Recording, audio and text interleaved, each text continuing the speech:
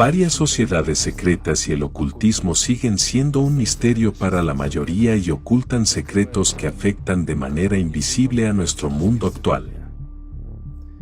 ¿Siempre fue así? ¿Y qué misterios guarda en sí misma la biblioteca de Lhasa? ¿Estamos seguros de que el Tercer Reich finalmente fue derrotado y que el nazismo fue realmente vencido?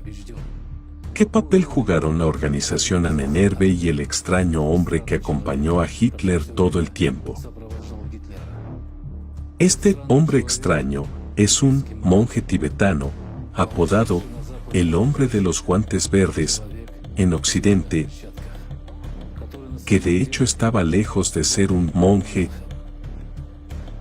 y lejos de ser el último en la estructura de la orden secreta ocultista Dragón Verde.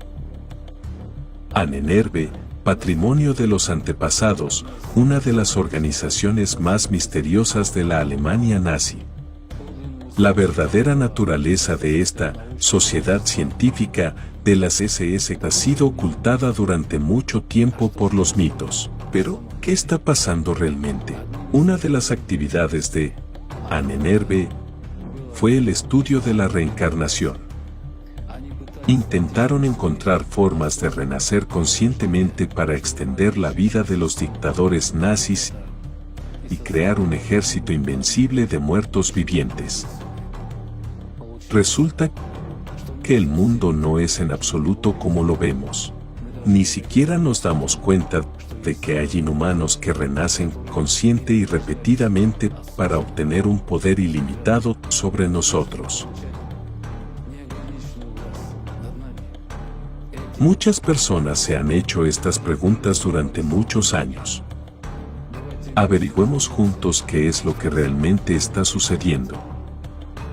Y para empezar, consideremos quiénes son los reencarnados, sus personalidades y qué papel juegan en nuestro mundo.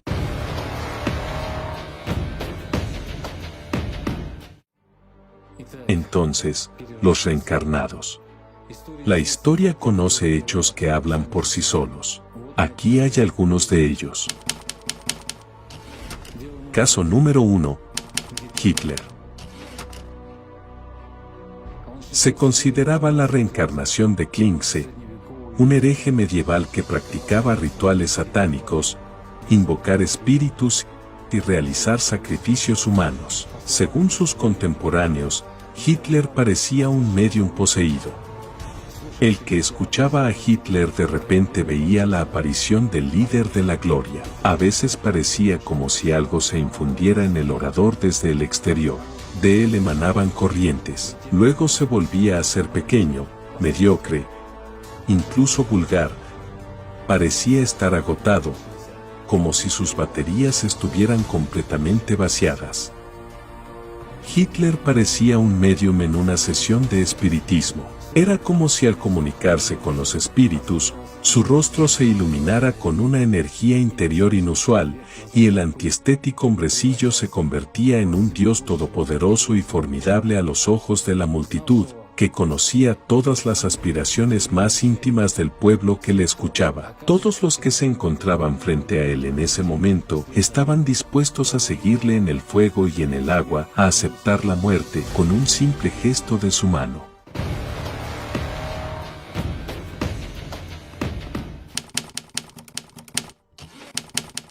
Caso número 2. Heinrich Himmler. Afirmó ser la reencarnación del rey Enrique I, durante cuyo reinado comenzó la conquista de los eslavos de Polonia y continuó bajo sus sucesores. Las victorias militares sobre los eslavos y los húngaros fortalecieron significativamente la autoridad de Enrique dentro del reino, y los éxitos diplomáticos aumentaron su autoridad entre los gobernantes de los estados vecinos de Alemania. Como resultado, durante su reinado, el reino alemán se convirtió en uno de los estados más poderosos de Europa. Los ideólogos del nazismo se apoyaron en los símbolos de la continuidad del poder imperial al crear su Reich milenario.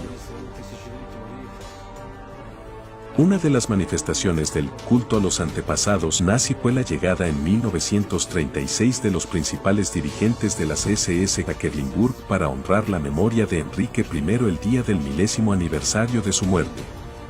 Y posteriormente realizaron el ritual de enterramiento de sus restos en el mismo castillo.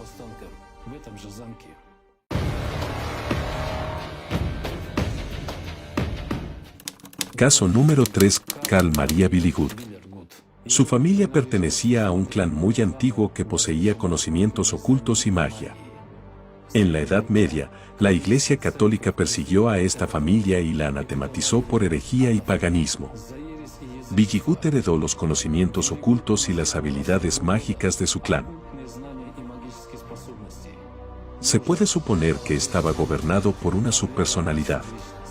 Al ocupar cargos muy altos en la Ahnenerbe, Billigud era el líder ideológico de esta organización. Muchas iniciativas emprendidas por la Ahnenerbe nacieron gracias a sus recomendaciones.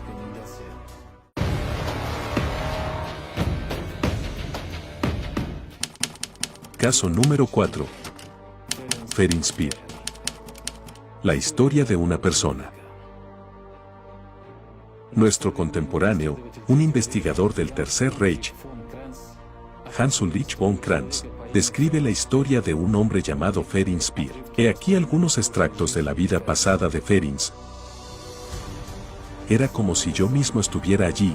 En el pasado, vi mi casa en Berlín, a mi padre, a mi madre, solo otros, no mis verdaderos padres.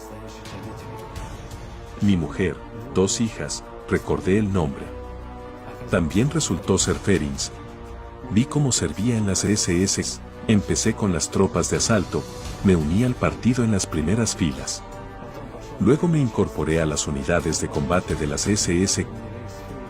Fui condecorado por el mariscal, ascendí al rango de Sturmbannführer y morí en abril de 1945 en las batallas callejeras de Berlín. Entonces empecé a recopilar información sobre otras personas, las que también sentían y recordaban algo, como yo.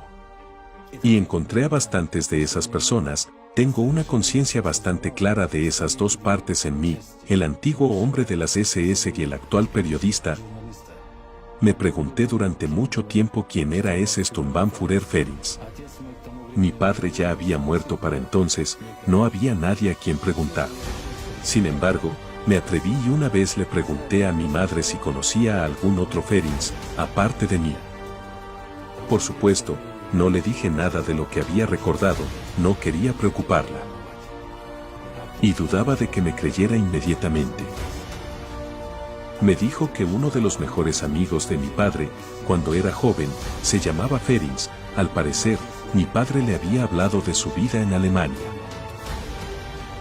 Cuando me dijo que Ferenc era un Sturmbannführer de las SS, que había servido con mi padre y había muerto en las batallas por Berlín, casi me desmayo. Al parecer, era yo. Unos años más tarde, empezó a ocurrirme algo muy extraño. Una parte de ese Ferenc que había en mí pareció crecer. Ahora pienso y lo que es más importante, siento de forma completamente diferente a como lo hacía antes. Un día fue como si me despertara con ello. Creo en ello, o mejor dicho, que Ferenc cree en ello y me hace creer en ello.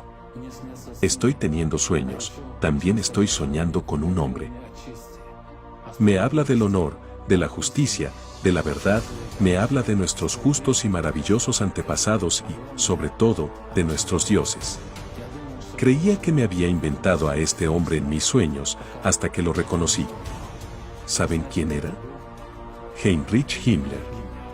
Puedo sentir cómo me llama, cómo algo cambia en mí cada día. No quiero convertirme en un hombre de las SS o en un nazi, no aprobaba a Hitler y sigo sin aprobarlo, pero sé que dentro de unos años no podré resistirlo. No podré resistirme a nuestros dioses. Esta es una historia real, y hay muchas de ellas. ¿No es un tema importante para la investigación? Al fin y al cabo, es evidente que los muertos de las vidas pasadas se apoderan de los cuerpos de los vivos y les dictan su programa, continuando la aplicación de sus oscuras ideas, sumiendo a cada generación venidera de personas en un infierno. Miles de criminales nazis consiguieron escapar de la justicia tras el final de la Segunda Guerra Mundial, aprovechando la ayuda del Vaticano. Pueden encontrar esta información en fuentes abiertas bajo el nombre de Líneas de Ratas, una red de organizaciones, La Araña, una organización de ex-miembros de las SS, Odessa, en alemán, Organisation der Ehemaligen-SS Angehörigen.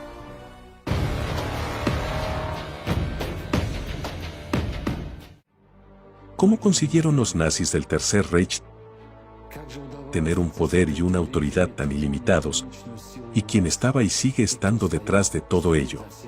Hemos encontrado mucha información al respecto en fuentes abiertas. Así pues, caso número 5: Magia y ocultismo. El mago Karl Haushofer. En los juicios de Nuremberg se le atribuyó el papel de mártir.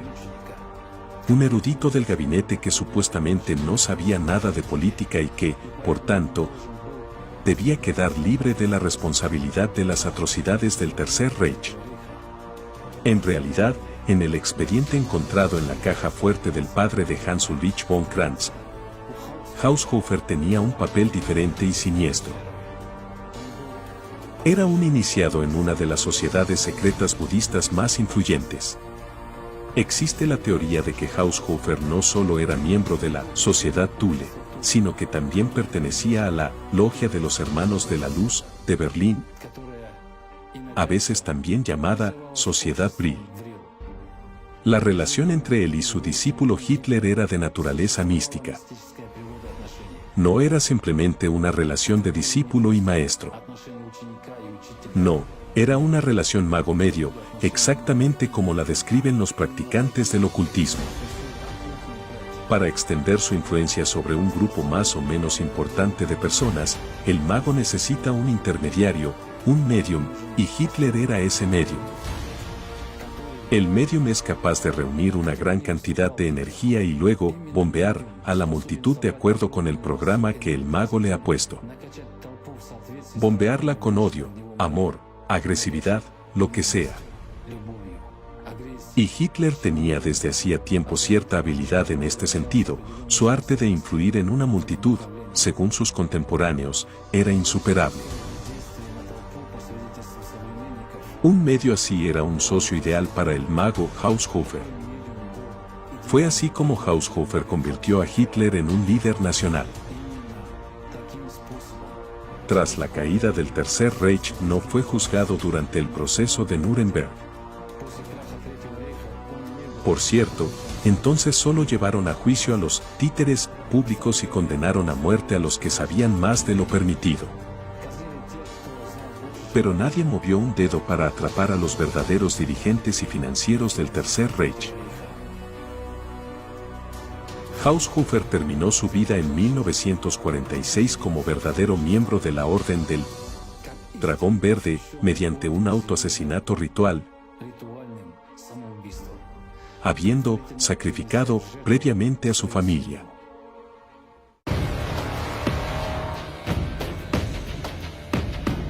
¿Cómo pudieron más de 1 millón de personas convertirse colectivamente y de un solo golpe en asesinos en masa? El veredicto de los aliados en el juicio de Nuremberg no aclaró ni explicó el origen del poder de las SS que les permitió convertir las fantasías raciales del régimen nazi en una realidad de pesadilla. La sociedad Thule, y más tarde el Son Negro, de las SS, no solo trabajaron en estrecha colaboración con la colonia tibetana en Berlín, sino también con la Orden Tibetana de Magos Negros. Hitler estaba en contacto constante con un monje tibetano de los guantes verdes, a quien llamaban el guardián de la llave. Se cree que conocía la entrada a Agartha, Ariana. El 25 de abril de 1945, cuando los rusos encontraron 6 tibetanos muertos tirados en círculo en un sótano de Berlín, en el centro del círculo estaba el de los guantes verdes. Parecían haberse suicidado colectivamente, y más tarde se encontraron los cuerpos de más de 1000 personas en Berlín que eran claramente de la región del Himalaya y combatieron del lado de Alemania. ¿Qué hacían los tibetanos a miles de kilómetros de su país con uniformes alemanes? En su libro, Las sociedades secretas y su poder en el siglo XX, Han Van Helsing escribe: según Franz Bardon, Adolf Hitler también era miembro de una orden masónica del siglo de oro que en realidad se conoce como la Logia número 99.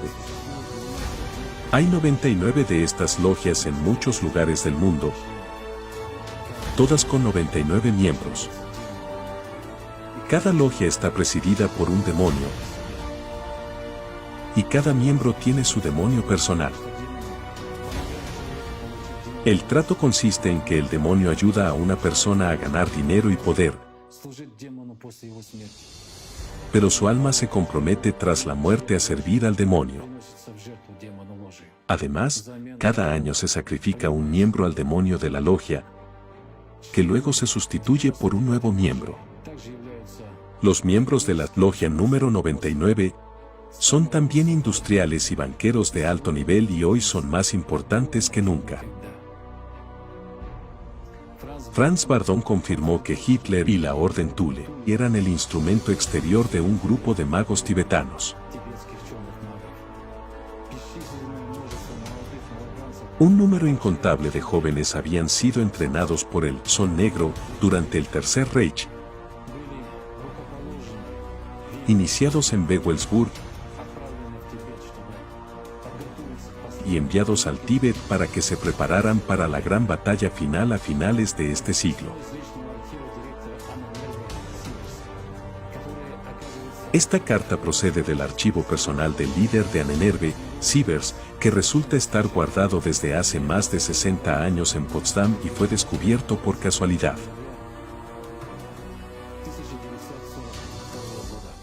Les citaré este documento, que está fechado el 29 de noviembre de 1942. Herr Reichsführer, me ha alegrado mucho saber, por otro informe de nuestra división tibetana, que los dos proyectos tibetanos han progresado tanto en el último mes y han tenido tanto éxito. Estamos comenzando los experimentos directos sobre la transmigración de las almas de un cuerpo a otro, ya que hemos recibido el libro prometido a nuestros representantes durante nuestra última visita a Lhasa. No tengo ninguna duda de que estos experimentos tendrán éxito, pues no tengo ninguna razón para no confiar en los informes de nuestra expedición, que lo vio con sus propios ojos. El significado de este descubrimiento para nosotros es inconmensurable y equivale prácticamente al descubrimiento de la inmortalidad. La transmigración de las almas de las grandes figuras de nuestra época en cuerpos arios jóvenes, perfectos y puros nos permitirá lograr el renacimiento de nuestra gran nación. Y el cuerpo del que se transfiere el alma a otro debe ser necesariamente quemado o despedazado para que el alma no tenga la tentación de encontrarlo y regresar. La transmigración de las almas de los soldados caídos y de los oficiales leales a la nación y al Führer nos permitirá desarraigar cualquier debilidad, inseguridad y vicio de nuestros soldados y hacer que el ejército del Reich sea verdaderamente invencible e indestructible. Esa vida eterna será la más alta recompensa, por la que se esforzarán más persistente y ferozmente que por la prosperidad y la paz. La forma preferida de transmigrar las almas es sustituir el alma y la conciencia de un niño en el momento del nacimiento o inmediatamente después. En este caso, el desarrollo del cuerpo se produce con normalidad hasta cierta edad, cuando el alma transmigrada empieza a prevalecer sobre la original, llegan los recuerdos y la conciencia de la vida pasada. Con la orientación adecuada, este proceso es indoloro y eficaz. Así podremos criar niños con sangre aria en todo el mundo. En el futuro podremos llamarlos al servicio del Reich, ya que es el deber sagrado de toda persona en la que fluya sangre aria. El único problema es que el alma del difunto debe colocarse en la bóveda adecuada y luego, por todos los medios, transferirse personalmente a un nuevo cuerpo. Una bóveda puede ser cualquier objeto cargado apropiadamente durante las prácticas mágicas. En este sentido, gracias por su participación personal en el programa Lebensborn. Gracias también por recomendar que se transmita esta información, en parte, al departamento que trabaja en el desarrollo del concepto de Iglesia Nacional. Sin duda, este descubrimiento debería incorporarse allí como la más alta recompensa que puede concederse por una vida digna, fiel a los nuevos dogmas religiosos, leal a Alemania y al Führer. Su devoto, Sievers. El programa Lebensborn no era solo un enorme vivero para criar niños racialmente puros mediante el método de selección. El Lebensborn preparaba materia prima humana, cuerpos jóvenes puros con sangre aria. En ellos, según el plan de Himmler y sus compinches, con la ayuda de prácticas mágicas que conocieron en el Tíbet, las almas de los nazis podrían transmigrar, especialmente las que querían la vida eterna, pero no eran verdaderos arios. Estos iban a ser los nuevos arios, las personas que iban a gobernar el mundo. Así se formó el ejército del Cuarto Reich, un ejército de muertos. Sabemos por la historia que en 1995, cerca de Sebastopol, se descubrió todo un cementerio militar alemán en el que todos los muertos tenían un agujero triangular en la frente como forma de activar la glándula pineal para obtener superpoderes, el don de la previsión.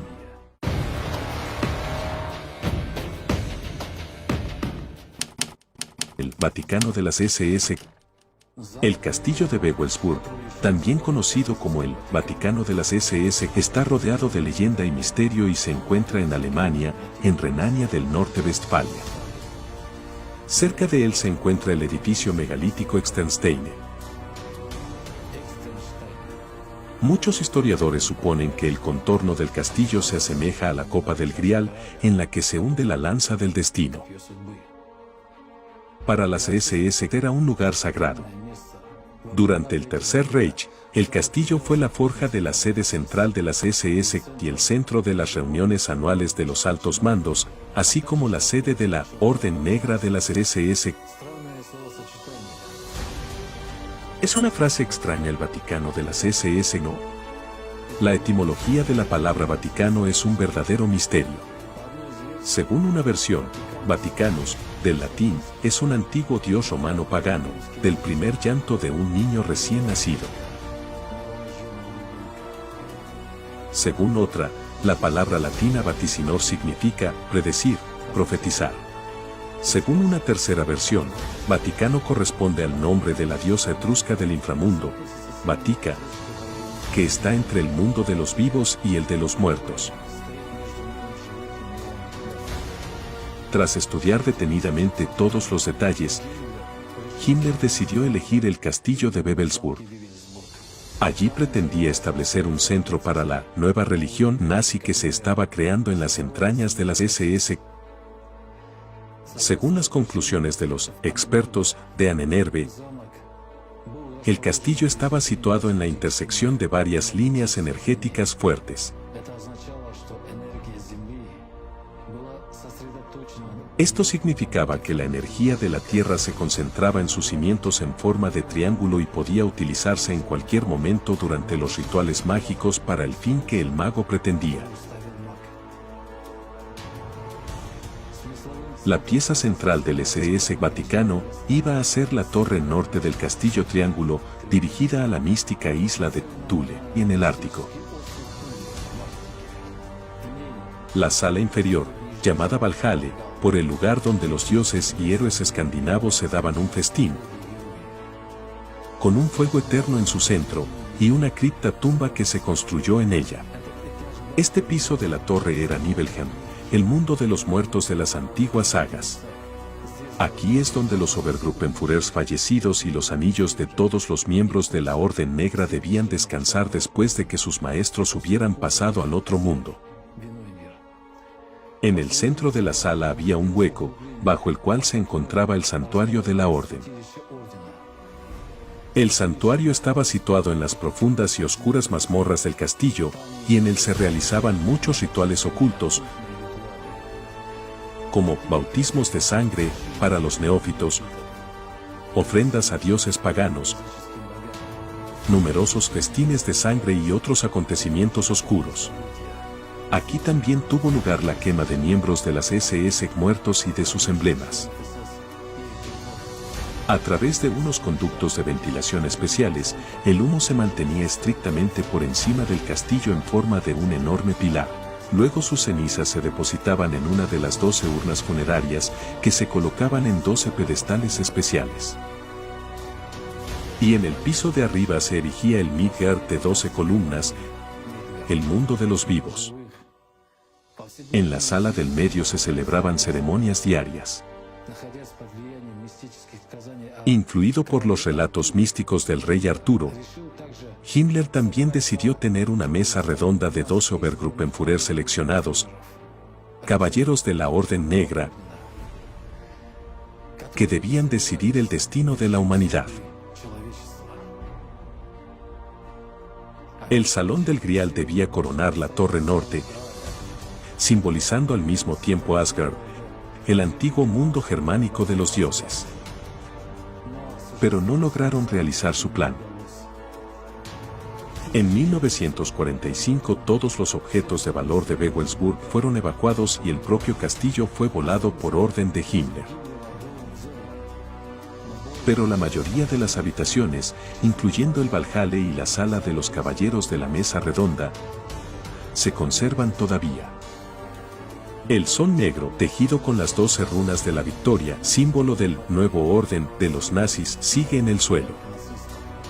Fue aquí donde los nazis recibieron sus iniciaciones y realizaron sus rituales.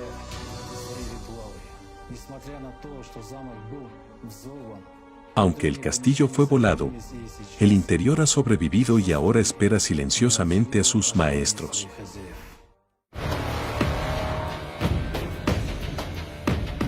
Hoy los nazis, actuando en todo el mundo, están preparando un nuevo 1933, ocupando las posiciones de liderazgo en la economía,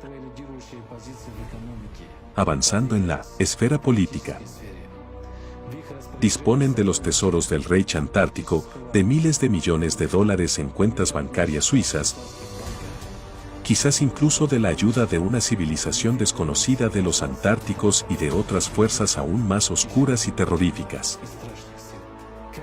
¿Cómo pudo ocurrir esto y por qué lo aceptamos? ¿Quién o qué está realmente detrás? Ahora mismo hay movimientos radicales de derechas en todos los países.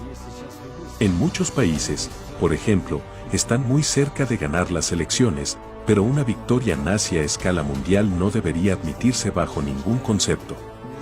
¿Qué nos ha pasado? ¿Por qué la violencia se ha convertido en una forma de vida en casi todo el mundo? ¿Por qué la humanidad ha pasado de moda? Parece que la gente está obligada artificialmente a odiarse y a querer morir. Todas las fuerzas oscuras luchan siempre, en todo momento, contra la humanidad, mientras que nosotros les ayudamos con nuestra ignorancia. Echemos un vistazo a los hechos. Estados Unidos.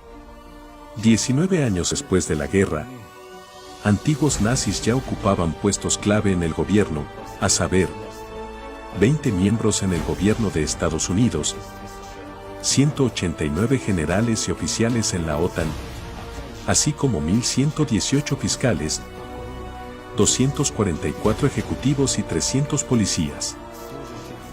Actualmente hay 939 grupos extremistas que operan en Estados Unidos, incluidos los grupos neonazis. Según un informe del FBI, entre octubre de 2001 y mayo de 2008, unos 200 veteranos militares que regresaron de puntos calientes se unieron a organizaciones como el Ku Klux Klan, las Naciones Arias el Movimiento Nacional Socialista y otras. Polonia. Según la Fiscalía General Polaca, en el primer semestre de 2014 el número de delitos cometidos por neonazis en Polonia se duplicó en comparación con el mismo periodo de 2013.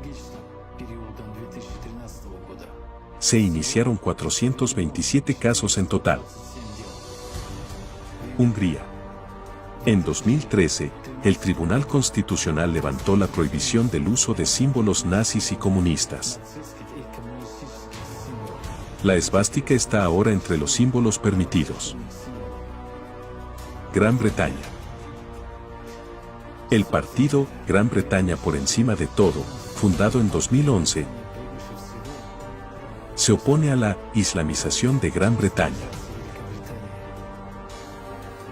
El Partido Nacional Británico plantea tesis antisemitas y califica el Holocausto de engaño histórico. El grupo extremista neonazi, Acción Nacional, cita repetidamente a Hitler en su estatuto.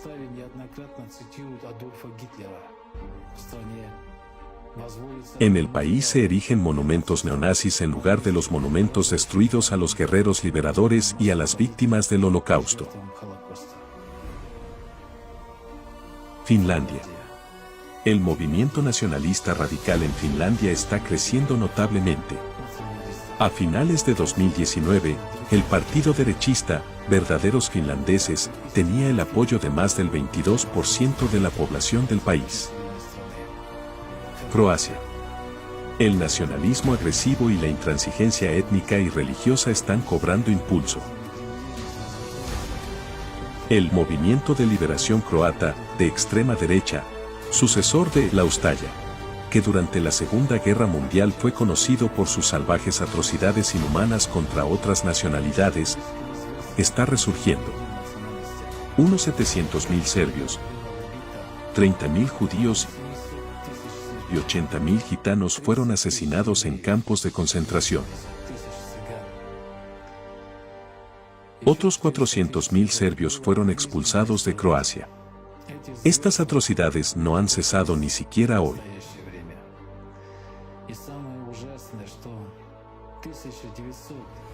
Y lo peor es que desde 1991 la actividad de este movimiento neonazi en el territorio de Croacia es legal. Bulgaria. Desde hace 12 años se celebra en Sofía una procesión de antorchas neonazi, la llamada Marcha Lukov, en memoria del general H. Lukov, figura odiosa del nazismo búlgaro y partidario de la alianza con el Tercer Reich. Grupos agresivos de adolescentes y jóvenes demuestran abiertamente su afiliación a los movimientos neonazis. En las 2 últimas décadas se han profanado unas 200 mezquitas en Bulgaria. En los estadios búlgaros aparecen regularmente símbolos nazis, banderas y esvásticas. Suecia. En 2014, según la Policía de Seguridad del Estado sueca, había más de 3.000 miembros activos, en su mayoría jóvenes, de la extrema derecha. En comparación con 2013, el número aumentó un 24%. Unos 100 de ellos, según las estimaciones de los servicios especiales, suponen un grave riesgo para la sociedad. El número de sitios y páginas web radicales se ha duplicado desde 2014 y ahora supera los 16.000. Según el Consejo Estatal de Medios de Comunicación de Suecia, una media de 145.000 personas utilizan estos recursos cada día. Suiza. En Suiza operan varios partidos y organizaciones nacionalistas registrados oficialmente.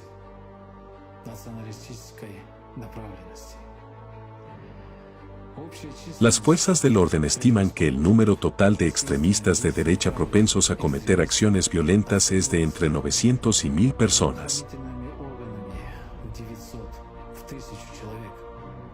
Italia. En 1995 se formaron varios movimientos políticos contemporáneos extraparlamentarios de corte neonazi y neofascista.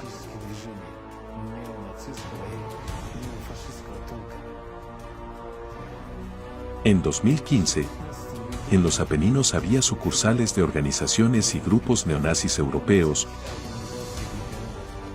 comunidades de cabezas rapadas, racistas y otros. Canadá.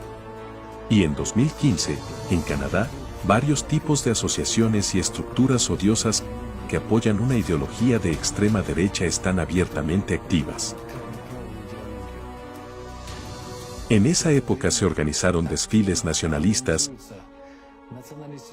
enfrentamientos con pacifistas y otras cosas. La organización terrorista racista de extrema derecha, el Ku Klux Klan, estuvo activa desde la década de 1920 hasta la de 1930.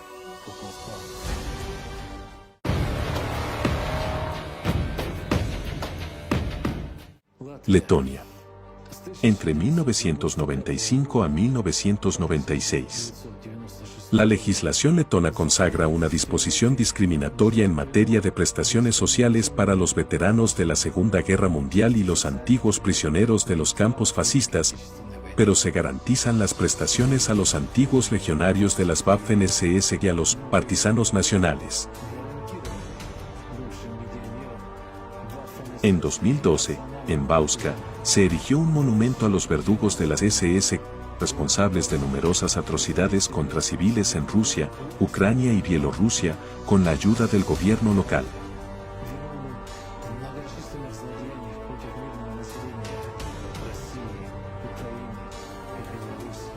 Los dirigentes del país siguen aplicando una política de justificación y glorificación de los antiguos miembros de las SS y sus cómplices. Lituania. En Lituania se celebran dos marchas anuales, el 16 de febrero en Kaunas y el 11 de marzo en Vilnius, durante las cuales los participantes llevan banderas con esvásticas y gritan el lema «Lituania para los lituanos». Noruega. En el país hay varios grupos de extrema derecha que profesan las ideas de exclusividad nacional y racial.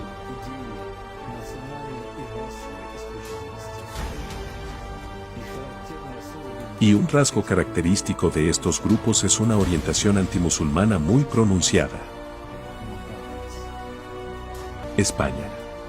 En 2013 hubo pogromos en España en los que participaron unos 150 ultras. Solo en Madrid y sus alrededores, según los informes policiales, se han detenido a unos 700 miembros de estas asociaciones juveniles en los últimos 2 años. Al mismo tiempo, la policía española registra que las protestas pacíficas se están convirtiendo en disturbios masivos. También hay que tener en cuenta que Estados Unidos se ha convertido en el principal transmisor de patrones culturales del mundo. El fenómeno de la americanización de las culturas nacionales está siendo ampliamente debatido. Pero a través de la americanización se está produciendo otro proceso, la fascistización progresiva. ¿Podría ser que los patrones culturales impuestos del héroe asesino no superen las fronteras virtuales? ¿Podría ser que cuando una persona comete un asesinato en un juego de ordenador, derrocha una carga de agresividad que no se transfiere a los que le rodean? Las estadísticas sugieren lo contrario. En 1974, la tasa global de homicidios intencionados era de 2.85 por cada 100.000 habitantes. Al mismo tiempo, la tendencia era descendente. La tendencia ha sido ascendente desde principios de la década de 1980. En 1993, la tasa de homicidios intencionados había aumentado a 3.85 y en 2011 era de 6.9.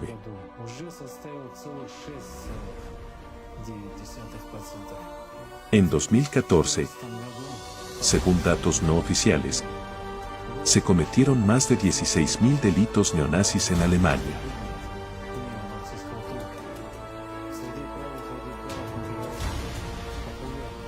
Los festivales y conciertos de música están ganando popularidad entre los radicales de derecha.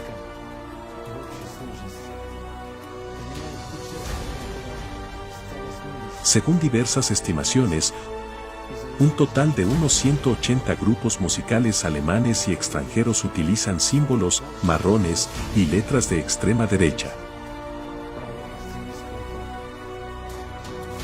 El comienzo del verano de 2014 estuvo marcado por una serie de conciertos y festivales al aire libre denominados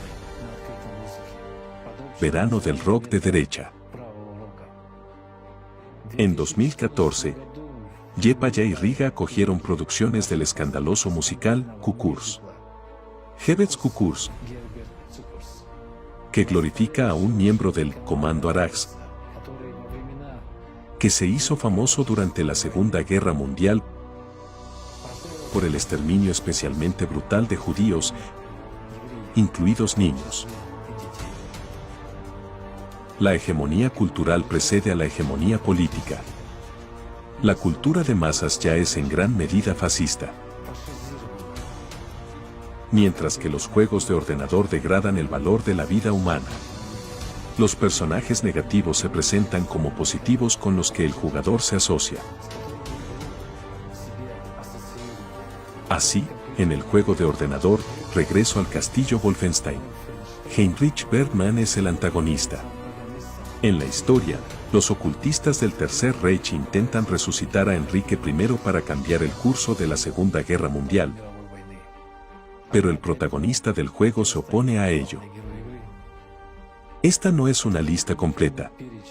Todos los años se celebran marchas y concentraciones de legionarios de las SS en varios países de la UE. Pero el hecho más paradójico es que hoy en día el mayor número de bandas neofascistas operan en la antigua Unión Soviética. Los nietos y bisnietos de los soldados reconocidos por todo el mundo como héroes del exterminio del nazismo se unen a las filas de los radicales cuya visión del orden mundial no difiere de los puntos de vista de Hitler. Esto es solo la parte visible, las consecuencias de las elecciones de la gente, su trato con las fuerzas oscuras. Y hasta el día de hoy, aunque en ruinas, siguen en pie viejas casas y castillos llenos de secretos místicos, y están vivas las ciudades donde nacen médiums y psíquicos. En cuanto a la magia, no ha cambiado mucho en la Tierra en cientos de años. Así que todas las antiguas fuerzas siguen activas. No sabemos casi nada de estas fuerzas y no creemos en ellas. Y esa es nuestra mayor debilidad.